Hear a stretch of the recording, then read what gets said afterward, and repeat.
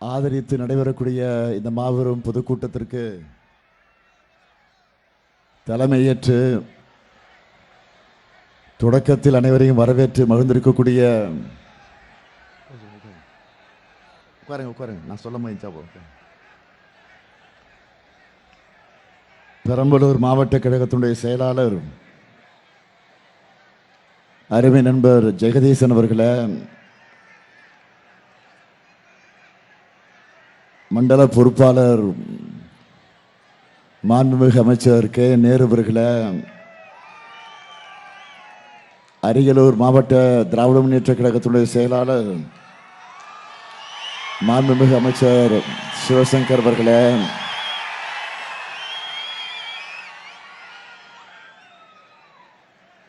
திரு பிரபாகரன் அவர்களே, தோழமை கட்சிகளை சார்ந்திருக்கக்கூடிய தலைவர்களே, மாவட்ட கழக பொறுப்பாளர்களே, நிர்வாகிகளே, செயல் வீரர்களே, ஒருங்கிணைந்த அரியலூர் பெரம்பலூர் மாவட்டத்தை சார்ந்திருக்கக்கூடிய மாவட்ட ஒன்றிய நகர பேரூர் கிளை செயலாளர்களே, நிர்வாகிகளே, நண்பர்களே, பல்வேறு அணிகளை சார்ந்திருக்கக்கூடிய அமைப்பாளர்களே, துணை அமைப்பாளர்களே, தலைமை கழகத்தினுடைய நிர்வாகிகளே, பெரியோர்களே, தாய்மார்களே, தொலைக்காட்சி பத்திரிகை உலக நண்பர்களே, வணக்கத்திற்குரிய வாக்காளர் பெருமக்களே, என் உயிரோடு கலந்திருக்கக்கூடிய தலைவர் கலைஞர் அவர்களின் உயிரினும் உயிரான அன்பு உடன்பிறப்புகளை உங்கள் அனைவருக்கும் அன்பான வணக்கம். வாழ்ந்தவர் கோடி மறைந்தவர் கோடி, மக்களின் மனதில் நிற்பவர் யார்? மாபெரும் வீரர் மானம் காப்போ சரித்திரம் தனிலே நிற்கின்றார். அச்சம் என்பது மடமையடா, அஞ்சாமை திராவிடர் உடமையடா. ஆறிலும் சாவு நூறிலும் சாவு, தாயகம் காப்பது கடமையடா, தாயகம் காப்பது கடமையடா. அப்படி தாயகம் காக்கும் கடமைக்கு இன்றைக்கு தமிழ்நாட்டில் இருக்கக்கூடிய ஒவ்வொருத்தரும் மேலையும் விழுந்திருக்கு. இந்தியாவின் அரசியல் வரைபடத்தையே, தென்னிந்திய மக்களுடைய எதிர்காலத்தையே சின்னாபின்னமாக்கக்கூடிய கருப்பு சட்டம் நாடாளுமன்றத்தில் கொண்டு வரப்பட்டிருக்கு. இன்று காலையில் உங்க ஸ்டாலின், உங்களில் ஒருவனாக இருக்கக்கூடிய ஸ்டாலின், இந்த முத்துவேல் கருணாநிதி ஸ்டாலின் கருப்பு கொடி ஏற்றி அந்த சட்ட நகலை எரித்து நம்முடைய எதிர்ப்பை காட்டியிருக்கிறோம். தமிழ்நாட்டில் பரவி இருக்கக்கூடிய இந்த தீ டெல்லியை சுட்டெரிக்கும் என்று எச்சரிக்கை விடுத்திருக்கிறேன். இதை எதிர்த்து போராடணும்னா நாம தமிழர்களாக இருந்து எந்த பயனும் இல்லை. இன்னும் சொன்னா இதை எதிர்க்காத யாரும் தங்களை தமிழர்கள்னு சொல்லிக்க தகுதியும் இல்லை. தலைவர் கலைஞர் தெளிவாக சொல்லிவிட்டு போயிருக்கிறார். கொற்ற குடையா கொள்கையா எது வேண்டுமெனில் கொள்கையை விற்று பிழைக்க வேறு நபர் பார் என்போம். ஆட்சி வரும் போகும் நிலையல்ல, ஐயா அண்ணா வகுத்த கொள்கை போகாது வாழும் நிலையாக என அன்றே சொல்லிவிட்டார். தேர்தல், ஆட்சி அதிகாரம், இது எல்லாமே நமக்கு இரண்டாம் பட்சம்தான். தமிழ்நாட்டை காப்பாற்றணும்னு தான் ஆட்சிக்கு வந்தோம்.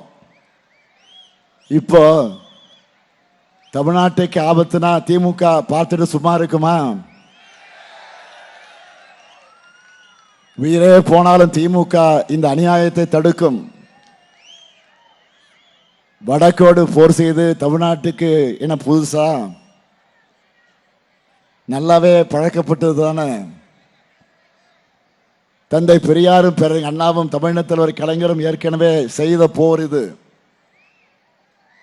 அப்போ அவங்களுடைய தளபதியாக அந்த போர்ல பங்கெடுத்த இந்த ஸ்டாலின் இன்னைக்கு நானே தலைமை தாங்கி போரை நடத்துகிற கடமையை காலமும் தமிழ்நாட்டு மக்களும் எனக்கு வழங்கியிருக்காங்க. திராவிட பெருந்தலைவர சுழற்சிய வாள் இன்றைக்கு என் கைக்கு வந்து சேர்ந்திருக்கு. போருக்கு நான் தயார், நீங்க தயாரா? சண்டை செய்ய நான் ரெடி, நீங்க ரெடியா? தமிழ்நாடு மொத்தமும் சுத்தி வந்து கேட்டுட்டேன், எல்லாரும் ரெடி. பெரும்போருக்கு பெரம்பலூர் ரெடியா? பெரும்போருக்கு பெரம்பலூர் ரெடியா? வடக்கே கங்கை வரை சென்று வெற்றி கொண்ட ராஜேந்திர சோழனின் அரியலூர் ரெடியா? அரியலூர் ரெடியா? நன்றி. இப்போ நம்ம வெற்றி வேட்பாளர்களை உங்க அனுமதியோடு அறிமுகப்படுத்த போகிறேன். அறிமுகப்படுத்தலாமா? உங்க அனுமதியோட அனுமதிப்படுத்தலாமா? முதல்ல குன்னம் சட்டமன்ற தொகுதி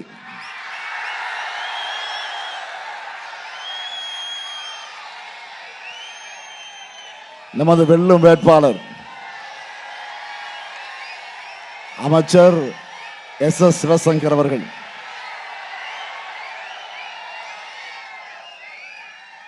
அரியலூர் அரிமா என என்னால் பாராட்டப்பட்டவர். அமைச்சர், எழுத்தாளர், சிந்தனையாளர், பேச்சாளர், கள போராளி. மகளிருக்கு கட்டணமில்லா விடியல் பயண திட்டத்தை மிக சிறப்பாக செயல்படுத்தி 2 லட்சம் விவசாயிகளுக்கு மின் இணைப்பு வழங்கியும் சிறப்பாக செயல்பட்டு இருக்கிறார். அடுத்து பெரம்பலூர் சட்டமன்ற தொகுதி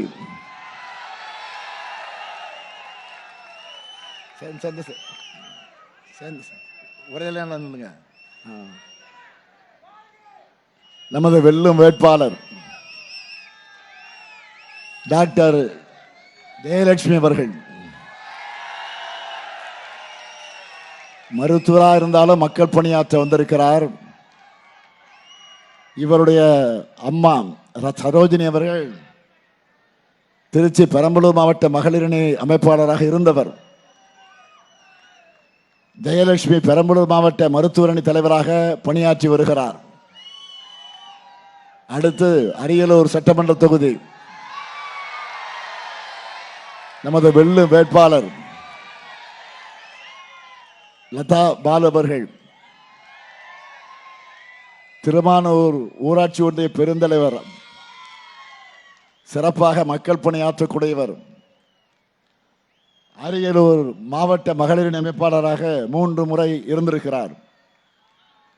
இப்பொழுது மாவட்ட கழகத்துடைய துணை செயலாளராக இருக்கிறார். அடுத்து ஜெயங்கொண்டம் சட்டமன்ற தொகுதி நமது வெல்லும் வேட்பாளர்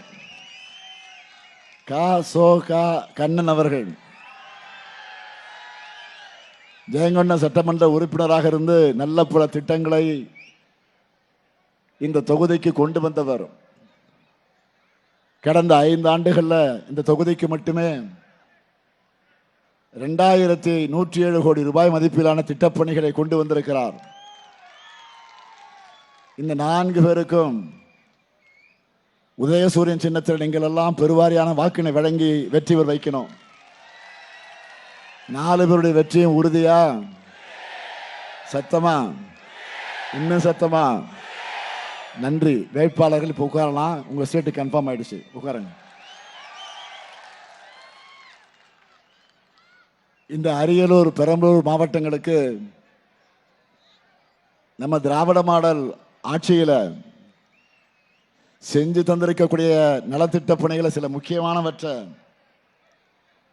நான் குறிப்பிட்டு காட்ட விரும்புகிறேன். சிலவற்றை மட்டும். அரியலூரை பொறுத்த வரைக்கும் பல ஆயிரம் பேருக்கு வேலை வாய்ப்பு தரக்கூடிய ஜெயங்கொண்டத்தில் காலனி தொழிற்சாலை, கங்கை கொண்ட சோழபுரத்தில் மாபெரும் அருங்காட்சியகம், மாமன்னர் ராஜராஜன் பிறந்த ஆடி திருவாதிரை நாளை அரசு விழாவாக அறிவித்து கொண்டாடி கொண்டிருக்கிறோம். ஜெயங்கொண்டம் அரசு கலை மற்றும் அறிவியல் கல்லூரிக்கு புது கட்டடம், ஜெயங்கொண்டம் அரசு மருத்துவமனை மாவட்ட தலைமை மருத்துவமனையாக தர உயர்வு, ஆண்டிமடத்திற்கு புதிய தீயணைப்பு நிலையம், அரியலூரில் 8 கோடி ரூபாய் மதிப்பில் புதிய பேருந்து நிலையம், மருதையாற்றின் குறுக்கே தடுப்பணை, அரியலூரில் புதிய நூலக கட்டடம், அதே போல பெரம்பலூர் மாவட்டத்தில் பெரம்பலூர் நகராட்சி மாநகராட்சியாக தரம் உயர்வு, பெரம்பலூர் மாவட்டம் அரும்பாவூரில் கைவினைஞர்கள் நலனுக்காக பொது பயன்பாட்டு மையம், வேப்பூர் மற்றும் செந்துறை அரசு மருத்துவமனைகளில் புதிய கட்டடங்கள், கொலைக்கானத்தம் பகுதியில் துணை மின் நிலையம், வேப்பூர் அரசு கல்லூரியில விடுதி கட்டிடம், குன்னத்தில் புதிய பேருந்து பணிமனை மற்றும் ITI கட்டடம், கொலைக்கானத்தம் பகுதியில் புதிய அரசு கல்லூரி, ஆடுதுறை ஆக்கனூர் உயர்மட்ட மேம்பாலம், செந்துறையில் துணை மின் நிலையம், பெரிய வெண்மணியில் அரசு மாதிரி பள்ளி மற்றும் விடுதிகள், ரூபாய் 350 கோடி ரூபாயில காவேரி கொள்ளிடம் கூட்டு குடிநீர் திட்டம், எறையூரில் புதிய சிப்காட் பூங்கா, பெரம்பலூர் அரசு மருத்துவமனைக்கு புதிய கட்டிடங்கள், பாடலூர் அருகே திருவள்ளக்குறிச்சியில் ஆவின் பால் பவுடர் தயாரிக்கக்கூடிய தொழிற்சாலை. இப்படிப்பட்ட சாதனைகளுக்கு சொந்தக்கார அரசு தான் திராவிட மாடல் அரசு. இத்தனை சாதனைகளை செஞ்சுட்டு தான் உங்களுடைய ஆதரவை கேட்க வந்திருக்கிறேன். தொகுதி மறுவரையறை தொடர்பாக அரசியல் ரீதியா நான் விளக்கிட்டேன். இப்ப இல்ல, ஓராண்டுக்கு மேல குரல் கொடுத்துட்டு இருக்கிறேன். தெலுங்கானா மாநிலத்தினுடைய முதலமைச்சர் மாண்புமிகு ரேவந்த் அவர்கள் ஒரு பதிவு போட்டிருக்கிறார். இந்தியாவில் நீங்க தான் இதை முதல்ல சொல்லி எச்சரிச்சிங்க. நீங்க சொன்ன மாதிரி இப்ப நடக்குதுன்னு அவருடைய கடிதத்தில் குறிப்பிட்டிருக்கிறார். தொகுதி மறுவரை ஆபத்தை இன்னும் எளிமையாக சொல்ல வேண்டும் என்று சொன்னால், நிறைய பேர் என்கிட்ட கோரிக்கை வச்சாங்க. ஒரு கதை சொல்றேன், சொல்லலாமா? நீங்க ஒரு கம்பெனியில வேலை செய்றீங்க, உங்களுக்கு 10,000 சம்பளம், உண்மையா உழைக்கிறீங்க, சொல்ற வேலை எல்லாத்தையும் நீங்க சிறப்பா செய்யறீங்க, உங்களால தான் அந்த கம்பெனிக்கு லாபமே கிடைக்குது. இன்னொரு ஆளு அதே கம்பெனியில ஊழியராக இருக்கிறார்.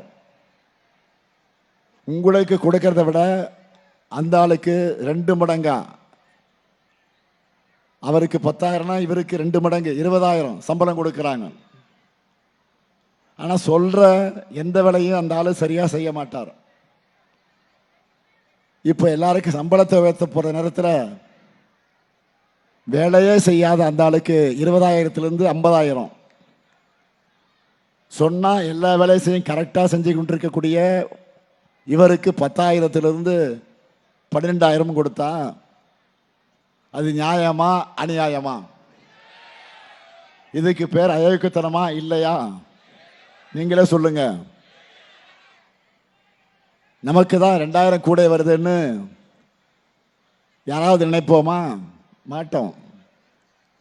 அந்த வேலையை செய்தவனுக்கு மேலும் மேலும் வாரி வழங்கிட்டு அவனுடைய சுமையும் நம்ம மேல ஏற்றி வச்சு நம்ம கேள்வி கேட்பாமா இருப்போமா மாட்டோமா? நமக்கு ப்ரமோஷன் கொடுக்கலான்னு கூட பரவாயில்லை, இருக்கிறதையும் பிடுங்கினா என்ன பண்றது? இதுதான் தொகுதி மறுவரையறை. இதை எதிர்த்து தான் நாம போராடுறோம். ஒட்டுமொத்த தென் மாநிலங்களும் போராடுது. நாம உரிமைக்காக போராடிக்கிட்டு இருக்கிறோம். பிரதமர்கிட்ட இது தொடர்பாக விளக்கத்தையும் வாக்குறுதியும் கேட்கிறோம். ஆனா இப்படிப்பட்ட நேரத்தில் நேற்று கொஞ்சம் கூட கூச்சமே இல்லாம அவர் நாகர்கோயிலில் வந்து சும்மா ஷோ காட்டிட்டு போயிருக்கிறார். கிண்டலா சொல்ல, உண்மையாவே ரோடு ஷோ அதை மட்டும் நடத்திட்டு போயிருக்கிறார். நாம கேட்ட கேள்விக்கும் பதில் இல்லை. மோடி வரும்போது அவருக்கு பூத்துவத்துக்கு போயிருக்கிறார். யார் தெரியுமா? நம்ம பழனிசாமி. பிரதமர் கூட நம்ம கிட்ட பழனிசாமி இது பத்தி ஏதாச்சும் கேட்பாரா அப்படின்னு யோசிச்சிருப்பார் அவரு. ஆனா பழனிசாமி அவருடைய ஜீப்ல நின்றுட்டு ஊர்வலம் போனதோட சரி, ஒன்றும் பேசல. பிரதமரா பார்த்து பழனிசாமி சிரிச்ச சிரிப்பிலேயே அவருக்கு புரிஞ்சிருக்கும், இந்த அடிமை குரல் கொடுக்க மாட்டார், இவர் வச்சுக்கிட்டு என்ன வேணாலும் பண்ணலாம் என்று பிரதமர் மோடி நினைச்சிருப்பார். அவர் நினைச்சதுக்கு மேல சிறந்த அடிமை என காட்டுவது போல இன்னைக்கு அவர் பேசியிருக்கிறார். தொகுதியை மறுவரைய பாஜக அரசு மிக அருமையாக பண்ணுவாங்களாம். பழனிசாமி அவர்களே, எவ்வளவு பெரிய காமெடி இது! இந்தியாவில் இருக்கக்கூடிய பல முதலமைச்சர்களும் பல எதிர்கட்சி தலைவர்களும் இந்த ஆபத்தை தெரியாமலா கண்டிக்கிறாங்க? பாஜக பழனிசாமி குனிய சொன்னா படுத்தே விட்டார் என்பது போல பேசியிருக்கிறார். அந்த சட்டத்தோட முன்வரவே வெளிவந்துருச்சு. தமிழ்நாடு உள்ளிட்ட தென் மாநிலங்களுக்கு பேராபத்து வரப்போகுதுன்னு அது தெளிவா இருக்கு. இதை கொண்டு வரக்கூடிய முறைய பாசிசத்தமானது. தமிழ்நாட்டில் இருக்கக்கூடிய பாஜக தலைவர்கள் கூட இதை எப்படி நியாயப்படுத்துறதுன்னு தெரியாம முழிச்சுக்கிட்டு இருக்கிறாங்க. ஆனா பழனிசாமி அவங்களையெல்லாம் முந்தி கொட்ட மாதிரி முந்திக்கிட்டு முட்டு கொடுத்துட்டு இருக்கிறாரு. இப்படிப்பட்ட அடிமைகளின் துணையோட தமிழ்நாட்டுக்குள்ள நுழைய நினைக்கிறவங்களை எல்லையிலே நாம் தடுத்து நிறுத்தணும். 10 தோல்வி பழனிசாமிக்கு 11வது தோல்வியும் நாம் வழங்கணும். அதுவும் இந்த 11வது தோல்வி மறக்க முடியாத தோல்வியா இருக்கணும். பொதுவா 18 வருஷம் சபரிமலை போறவங்கள குருசாமின்னு ஆன்மீக அன்பர்கள் சொல்லுவாங்க. ஆனா பழனிசாமி அதிமுக தலைமை பொறுப்பில் தொடர்ந்தா 18 முறை தொடர்ந்து தோத்தா தோல்வியில குருசாமி பழனிசாமின்னு மாறிடுவார். எப்படியெல்லாம் இதை பிளான் பண்ணி கொண்டு வந்திருக்கிறாங்க. தமிழ்நாட்டுக்கு முதற்கட்டத்தில் தேர்தல் வைக்காம கொஞ்சம் தள்ளி வச்சா திமுக வெற்றி பெறக்கூடிய எண்ணிக்கையாவது குறையுமா என்று பாஜக ஒரு கணக்கு போட்டாங்க. ஆனா அதுவும் இப்ப தப்பு கணக்கா போயிடுச்சு. ஒவ்வொரு நாளும் ஊடகங்களை வர்ற கருத்து கணிப்புகளை பார்த்தாலே தெரியுது. முதல்ல 180 அப்படின்னு போட்டாங்க நமக்கு, இப்ப 190 200 போட ஆரம்பிச்சிட்டாங்க. தேர்தலுக்குள்ள 200 கிராஸ் பண்ணிட்டோம். அதுவும் தொகுதி மறுவரைய ஆபத்தை கூட எதிர்த்து பேசாத அதிமுக கூட்டணி 234 தொகுதி தோல்வி அடைஞ்சாலும் ஆச்சரியப்பட எதுவும் இல்லை. ஏன்னா தமிழ்நாட்டு மக்கள் அந்த அளவுக்கு கொதிச்சு போயிருக்காங்க. இதுக்கு கூட பேசலன்னா வேற எதுக்கு தான் பழனிசாமி வாய் துறப்பாருன்னு கேட்கிறாங்க. வளர்த்து விட்ட செங்கோட்டையனுக்கு துரோகம், பதவி கொடுத்த அம்மையார் சசிகலா தினகரனுக்கு துரோகம், நம்முடைய சகோதரர் OPS அவர்களுக்கு துரோகம், அவைத்தலைவரா இவங்க ஆட்சியை காப்பாத்தின தனபால் அவர்களுக்கு துரோகம், CAA FCRA போன்ற சட்டங்களுக்கு முட்டு கொடுத்து சிறுபான்மையின மக்களுக்கு துரோகம், 3 வேளாண் சட்டங்களுக்கு முட்டு கொடுத்து விவசாயிகளுக்கு துரோகம், அம்மையார் ஜெயலலிதா அவர்கள் எதிர்த்த பாஜக கூட கூட்டணி சேர்ந்து அவருக்கும் துரோகம், இன்னைக்கு தொகுதி மறுவரைக்கும் ஆதரவு தெரிவித்து ஒட்டுமொத்த தமிழ்நாட்டுக்கும் துரோகம். இதுதான் எவல்யூஷன் ஆஃப் எடப்பாடி. உண்மையான அதிமுக தொண்டர்கள் நிர்வாகிகளும் இவரை தலைவராக ஏற்றுக்கல, தயாராக இல்லை. அதிமுகவுக்கு நான் தான் தலைமை என இவர் எல்லாரையும் கன்வின்ஸ் பண்ணவே நேரம் சரியா இருக்கு. எம்எல்ஏக்களை ஏலம் எடுத்து முதலமைச்சர் ஆனவர்களோ வேற கூவத்தூர்ல பழனிசாமி முதலமைச்சராக இருந்த 4 ஆண்டு காலத்தில் தமிழ்நாட்டையே டெல்லி பாஜகவோட வேட்டைக்காடா ஏலம் விட்டார். அந்த சீரழிவிலிருந்து தமிழ்நாட்டை மீட்டு நாம் இன்றைக்கு சாதனை திட்டங்களால் இந்தியாவிலே தமிழ்நாடு நம்பர் 1 என்ற மாநிலமாக ஆக்கியிருக்கிறோம். அதோட அடுத்த கட்டம்தான் திமுகவுடைய தேர்தல் அறிக்கை. இது சாதாரண அறிக்கை இல்லை, சூப்பர் ஸ்டார் அறிக்கை. சூப்பர் ஸ்டார் யாருன்னு கேட்டா சின்ன குழந்தைகள் சொல்லும். சூப்பர் ஸ்டார் யாருன்னு கேட்டா தேர்தல் அறிக்கையை சொல்லும். இப்போ நம்ம சூப்பர் ஸ்டார் சூப்பர் ஹிட் அறிக்கை அறிவிப்பு சிலவற்றை நான் நான் சொல்கிறேன். அறிவிப்பு சொல்லவா? 2006 கலர் டிவி கலைஞர் கொடுத்தார். 2021 மகளிர் உரிமை தொகை நம்ம கொடுத்தோம். இப்போ 2026 இல்லத்தரசி திட்டம். மகளிர் வந்திருக்கீங்களா? இங்கே பக்கத்தில் வந்திருக்கீங்க. இந்த அறிவிப்பிலேயே நம்ம எதிரிகள்லாம் க்ளோஸ் ஆகிட்டாங்க. இல்லத்தரசி திட்டத்தில் எவ்வளவு ரூபாய்க்கு கூப்பன் தர போகிறோம்? 8,000 ரூபாய்க்கு கூப்பன். இந்த கூப்பன் வச்சு உங்களுக்கு தேவைப்படக்கூடிய வீட்டு உபயோகப் பொருளை புதுசாக வாங்கிக்கலாம், இல்லைன்னா பழைய பொருளை எக்ஸ்சேஞ்ச் பண்ணி மாற்றிக்கலாம். உங்களுக்கு பிடிச்ச கடையில் போய் வாங்கிக்கலாம், உங்களுக்கு பிடிச்ச கம்பெனியில் வாங்கிக்கலாம். என்னென்ன பொருள் அது?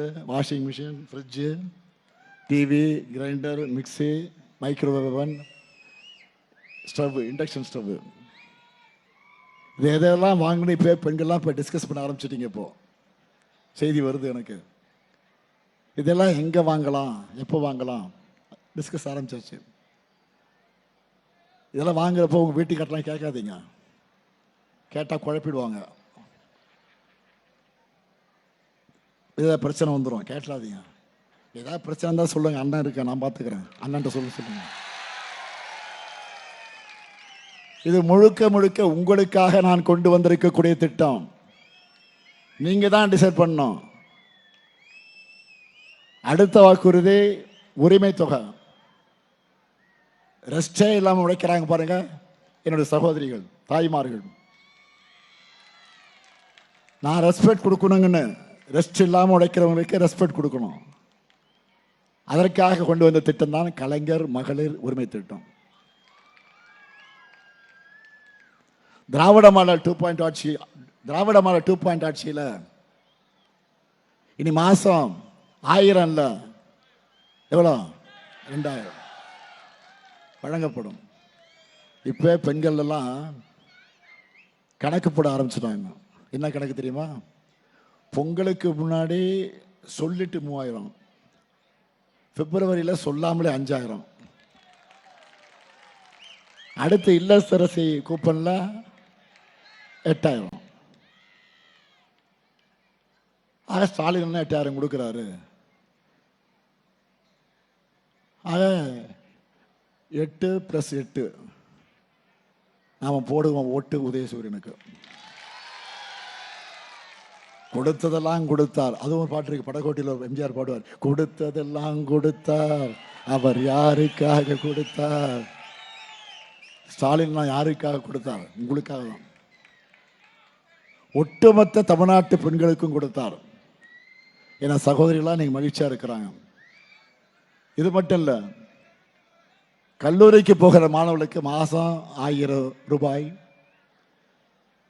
புதுமை பெண் தமிழ் புதுவன் உதவித்தொகை, இப்போ 1000 1500.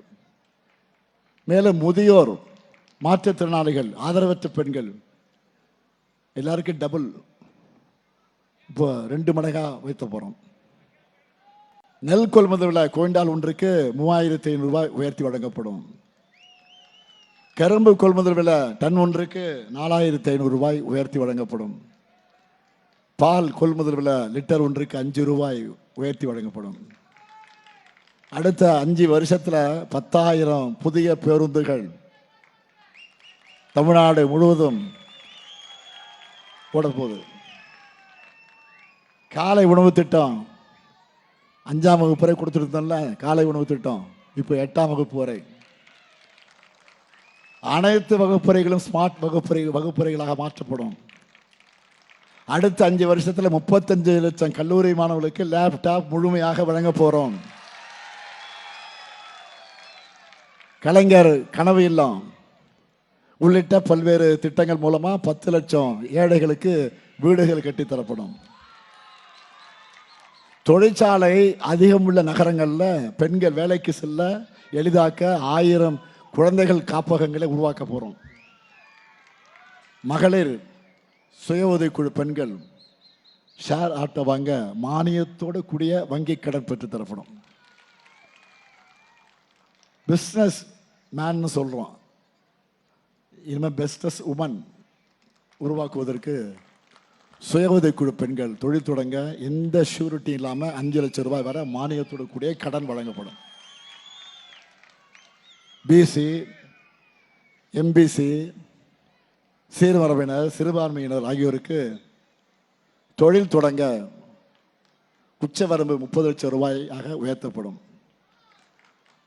அரியலூர், பெரம்பலூர் மாவட்ட இளைஞர்களுக்கு 1 லட்சம் பேருக்கு நான் முதல்வன் திட்டத்தின் கீழே கட்டுமான துறையில் திறன் பயிற்சிகள் வழங்கப்படும். அரியலூர், தஞ்சாவூர் ரயில் திட்டம் கொண்டு வர ஒன்றிய அரசுக்கு வலியுறுத்தப்படும். இந்த வாக்குறுதிகள் எல்லாம் நிறைவேற கழகம்தான் மீண்டும் ஆட்சி அமைக்கணும். நாம 200 தொகுதிகளுக்கு மேல வெற்றி பெற்றால்தான் பாசிச பாஜக வைத்து வலிமையா போராட முடியும். அதுக்கு குன்னன் தொகுதியில் SS சிவசங்கருக்கும், பெரம்பலூர் தொகுதியில் டாக்டர் ஜெயலட்சுமிக்கும்,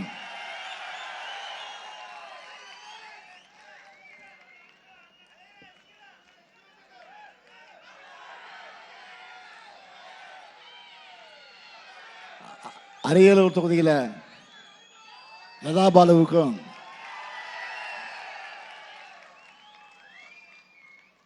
ஜெயங்கொண்டம் தொகுதியில் காசோக்கோ கண்ணனுக்கும் உதயசூரன் சின்னத்தில் உங்களுக்கு வாக்குகளை அளிக்கணும். தமிழ்நாடா டெல்லியா என்ற இந்த ஏக்க ஜனநாயக போர்ல தமிழ்நாடு தான் வெல்லணும். இன்னொன்று, இன்னைக்கு நாடாளுமன்றம் கூடுச்சு. இன்று நாடாளுமன்ற கூட்டம் கூடுகிற காரணத்தால நம்முடைய விடுதலை சிறுத்தை கட்சியுடைய தலைவர், என் அன்பு சகோதரர், நாடாளுமன்ற உறுப்பினர் தொல் திருமாவர்கள், அதே போல நம்முடைய கழகத்தினுடைய துணை பொதுச் செயலாளர் ராசா அவர்களும் இந்த நிகழ்ச்சி இருக்கிறது எப்படி போவது என்றுதான் யோசித்தார்கள். ஆனால் இதைவிட அதுதான் முக்கியம். நம்முடைய உணர்வு தான், நம்முடைய உரிமை தான் முக்கியம். அதற்கு செல்ல வேண்டும் என்று நான் கேட்டுக்கொண்டதன் காரணமாக இன்றைக்கு அவர்கள் டெல்லிக்கு போயிருக்கிறாங்க. எனவே நம்முடைய எம்பிகளுடைய குரலா அந்த கருப்பு சட்டத்தை திரும்ப பெறுவதற்கு அவர்கள் குரல் கொடுக்க இருக்கிறாங்க. நாளை தினம் வாக்கெடுப்பு நடைபெற இருக்கிறது. எனவே அவர்களின் சார்பிலும் உங்களிடத்தில் நான் கேட்டுக்கொள்ள விரும்புகிறேன். நல்லா புரிஞ்சுக்கோங்க, ஏதோ நான் முதலமைச்சராகவோ 30 பேர் அமைச்சராகவோ நம்ம கூட்டணியில் 200 பேர் எம்எல்ஏவாகவோ ஆக வேண்டும் என்பது மட்டும் இல்லை. நம்முடைய தமிழ்நாட்டை காக்க கழகம்தான் மீண்டும் ஆட்சிக்கு வரணும். தொகுதி மறுவரைய அடுத்து இவங்க இன்னும் மோசமான திட்டங்கள் எல்லாம் வச்சிருக்கிறாங்க. பாஜக கிட்ட தமிழ்நாடு சிக்கினா ஜம்மு காஷ்மீரை மாதிரி உடைச்சி தமிழ்நாட்டை 3 யூனியன் பிரதேசமா துண்டு துண்டாக ஆக்கிடுவாங்க. துணைநிலை ஆளுநரை வச்சு புதுச்சேரியில் எப்படி அராஜகம் பண்றாங்களோ அதே அராஜகம் நம்ம ஊர்லயும் நடக்கும். அதனால தான் சொன்னேன், அதிமுக அடிமைகள் திரும்ப வந்தா தமிழ்நாடு என்ற ஒன்றே இல்லாமல் போயிடும். நாம செலுத்துகிற வாக்கு எந்த மதிப்பும் இல்லாமல் போயிடும். அதனால அரசியல் விருப்பு வெறுப்புக்கெல்லாம் அப்பாற்பட்டு 2026 தேர்தலில் நம்ம மதச்சார்பற்ற முற்போக்கு கூட்டணிக்கு பெரம்பலூர் அரியலூர் மக்கள் மாபெரும் வெற்றியை தரணும். என்டிஏ எனும் நியூ டெல்லி அலையன்ஸ் ஓட ஓட விரட்டி அடிக்கப்படணும். 7வது முறையும் கழக அரசு தான். முதலமைச்சராக 2வது முறையும் இந்த அடியேன் தான். இன்னும் எப்பவுமே கழக அரசு தான் என்ற நிலையை உருவாக்குவோம். அமையவிருக்கக்கூடிய திராவிட மாடல் 2.0 ஆட்சியில் எங்க சாதனைகளை நாங்களே முறியடிக்கக்கூடிய வகையிலே ஆட்சியை நடத்துவோம். நாடு நலம் பெற நல்லாட்சி தொடர்ந்திட ஆதரிப்பு முற்போக்கு கூட்டணி வேட்பாளர்களை வெல்வோம். ஒன்றாக வெல்வோம், வெல்வோம், வெல்வோம், வெல்வோம். நன்றி, வணக்கம்.